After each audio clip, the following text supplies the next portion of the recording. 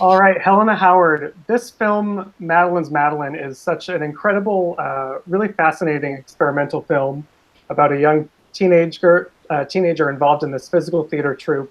And this is your actual film debut. How did you get to become involved in this? Well, I'm glad you thought so, because there are some mixed feelings about the film. So thank you for watching it and thinking that. It means a lot. I would think from everyone who was part of it. I became involved with the film in not a very in a very obscure way, I guess you could say. I was a sophomore in high school, just doing my thing. I was performing a monologue at a teen arts festival in New Jersey, and for some reason, Josephine was in the same room adjudicating, these little performances that everyone was doing, not necessarily as a competition in the competitive field, but just for feedback and, because it's something that my school would partake in every year, just showcasing what we were working on or something that we were very interested in. So I did Blackbird, a piece from Blackbird by David Howard. And I didn't know who Josephine was. I didn't know she was a director or a writer. Just thought she was some strange lady at the time.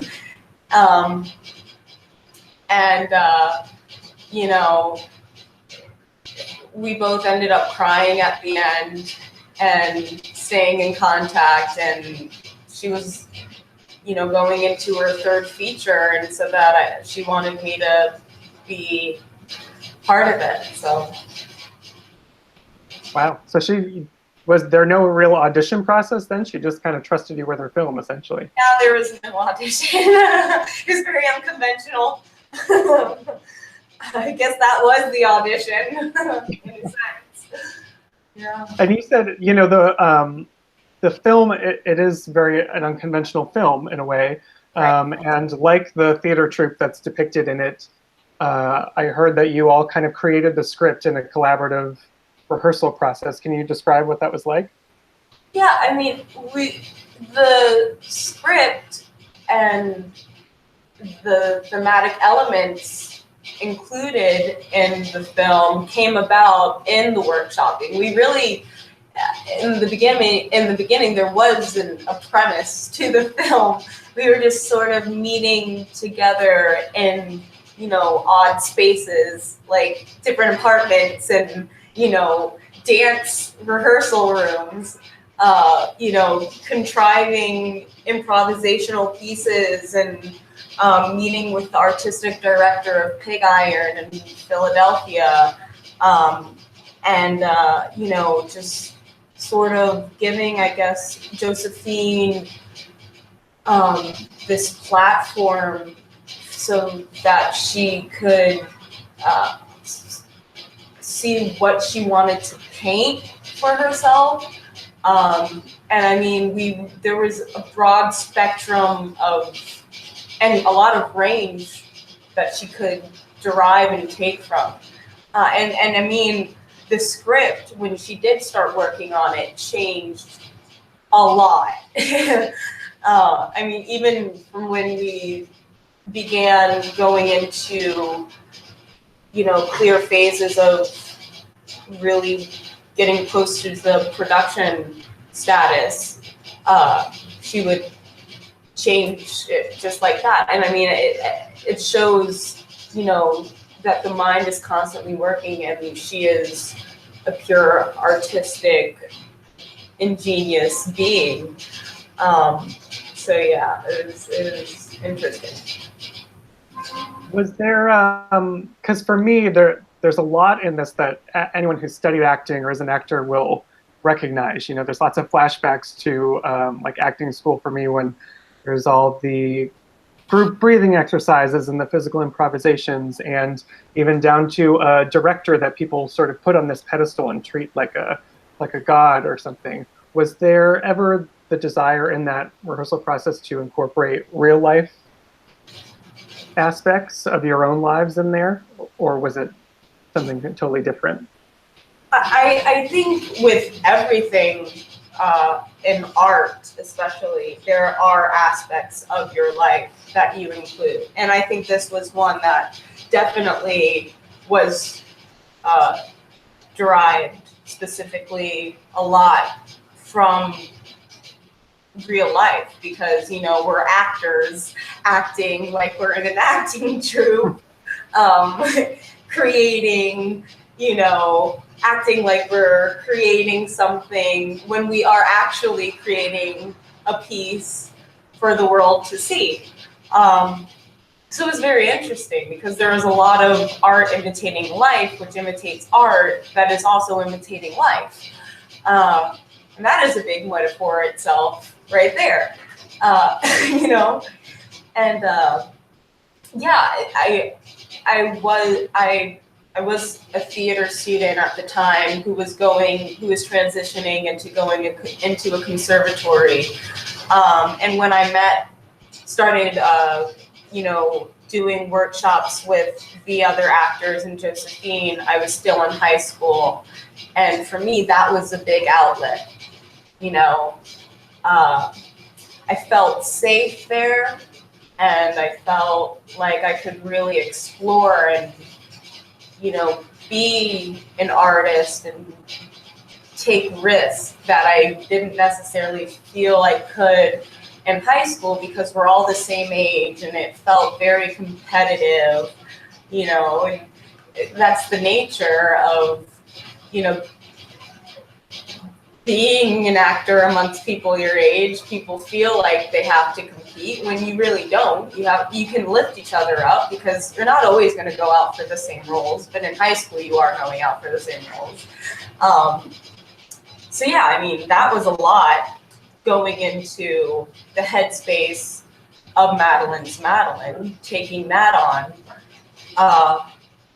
Yeah, I mean, I think we all, and especially the bond that a lot of the actors who were in the film, in the troupe, and I built over the course of those years. There was that familial and companionship nature that we had, and I think it helped throughout the process. Yeah. Well, two of those performers who you worked with, who are older than you are Molly Parker, Yes. who plays the director Evangeline, and then Miranda July, who, different from Molly, is really an established actress. Miranda is really known as being a performance artist, I would say, first and foremost. And there's sort of this push and pull between these two maternal figures for Madeline. What was it like working with those two people who are so solidified in their careers? It was an excellent experience, and also one that was interesting in the best of ways, because we had never met. So we were building our relationship off of, you know, this experience, diving head first and into it. You know, the first day that we met, we started filming and rehearsing briefly. So, I mean, I kind of like that as well, because I didn't have any attached feelings to them, nor did they with me. So we could kind of sculpt, you know, the volatile nature and, you know, the push and pull aspects of, I love you, but I hate you, but I really don't, but you're playing a game with me around not really having any attachments for one another. And it was really great to watch them, because they are so skillful and they have their own processes as artists, you know, and just, you know, seeing how they dove in and, you know, sculpted Evangeline and sculpted Miranda, Regina, you know. And it was a bit intimidating, but you know, I say this all the time. They both have beautiful eyes, and especially Miranda, her eyes are just like this blue that pierce your soul, and she has this sort of humor that you're not sure if, you know, she's being serious or sarcastic, or, you know, it's very deadpan sometimes. So I just be like, okay, I don't know if I offended you, but I'm gonna go not talk for a little bit and hold it in and cry myself to sleep now. But yeah, it was fuel to ignite a lot of those moments. Well, a lot of your moments for Madeline's character are sort of fueled by she spends a lot of the film saying, I'm not crazy. But we just from some sort of psychosis that never really spells out what she's going through mentally. So I'm curious, was it useful for you to do like research around that topic, or did you kind of leave it up to the mystery? How did you craft her mental state?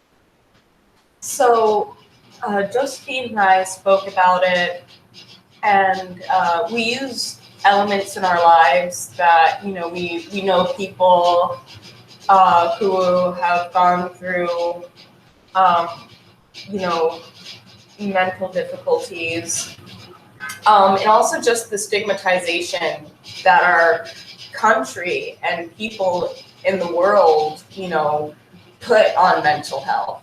It's just absurd. And you know, at first Josephine mentioned dissociative disorder to me. So that was very interesting. And she said she wanted to leave it up to myself to decide what Madeline, oh, nice, it stopped, what Madeline was experiencing. But in doing so, and, you know, with the camera being so close and, you know, intimate, and this being such an intimate look into what Madeline is experiencing and through her eyes and the people in her life, I wanted to keep it very objective rather than, you know, putting a subjective view on it. So that when you are watching, whoever is watching, if you've dealt with, you know, if you're dealing with a mental health issue, or if you know someone who's going through something similar, you can fill in the blank yourself rather than me tell you this is what, you know, this person is going through. And that's why I think it's so brilliant that it's never discussed in the film. And I've had, you know, there's been lots of speculations as to what Madeline is experiencing, or, you know, it's reflected on Regina, you know, that she may be experiencing something. And then you look at Evangeline, oh, maybe she has something in her life that she's experiencing. But we all know that these three central characters, these women, all have something not quite right in their lives, whether it's manipulation and vindictiveness, or it's, you know, neurosis with Regina, and then Madeline, who's just this blank. Maybe it's the fact that she's growing up and she just doesn't want to be coddled as much and she just wants to be free, or it is something deeper than that. You know, it may be a chemical imbalance, as, you know, a lot of people do face in their lives. But I just wanted to leave that open-ended, you know, and I did craft stuff in my head, but not to the point where it's like, here, let me shove this down your throat and have it be a caricature and a label rather than a person who's experiencing emotions. In terms of things that are speculated on in your film, there's a lot, between her mental state and the way the cinematography is presented in the film, and the sort of vindictiveness between your two mother figures. There's a lot where it balances the line between, real or surreal. Right. And I think there's been speculation on, what is really happening and what's not. Did you ever sit down in the script and delineate for yourself what was real or not? The script is different than how it's edited. That's what is so interesting about production and post-production. You do something completely different than what you see on screen. And of course, there were fragments where I thought, no, this is definitely part of not her imagination, but it's not actually taking place. Maybe it's a dream or a memory, or it's a recurring thought that one has, like with the iron. But I mean, it's like with the end. It's very open-ended, as a lot of things are. And that's where the surrealist nature comes in, And I think that's one of the things I like about the film is nowadays people are so used to watching films that explain everything to them. And with this, there is an arc, but the arc doesn't follow the normal guidelines that are expected in 2018. And it has you think for yourself while you're watching. It doesn't have you go to like a different part of your brain where you could just like munch on popcorn and be like, oh, okay. No, you have to watch. It's very analytical. And if you miss something, well then, darn. Now she's throwing soda at someone, and where's the blank piece? Where's the jigsaw to that? I do remember the first time I saw the actual finished edit, like the final cut at Sundance, I walked out and I said, I don't know what I just saw. Honestly, I think it's one of those things where if you don't understand it the first time, you might have to watch it another time or another time to actually understand it if you're not prepared.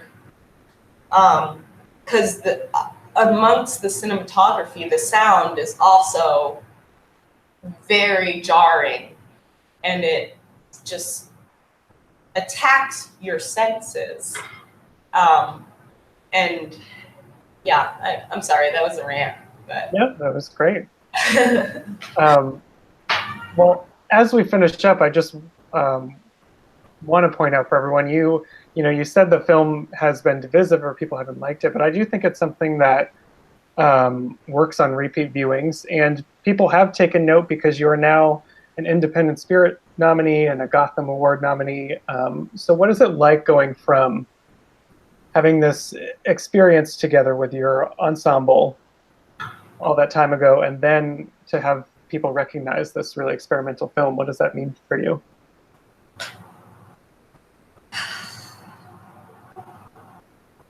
It's honestly amazing, because when you're working on something that you love to do, because this is honestly my life, um, you know, a few years ago, we didn't know what we were making, to be honest. We were just meeting and creating and crying together and talking, and you know, and when we were filming, it was a great experience. It was one of the best experiences I ever had in my life, and it was the first film I had ever done. And you know, people actually taking the time to watch it, and you know, it doesn't matter if they like it or not. It just the fact that people have seen it, it really means something, because you know, without art, I think the world would be a dull place. It would be really depressing because Trump is president. And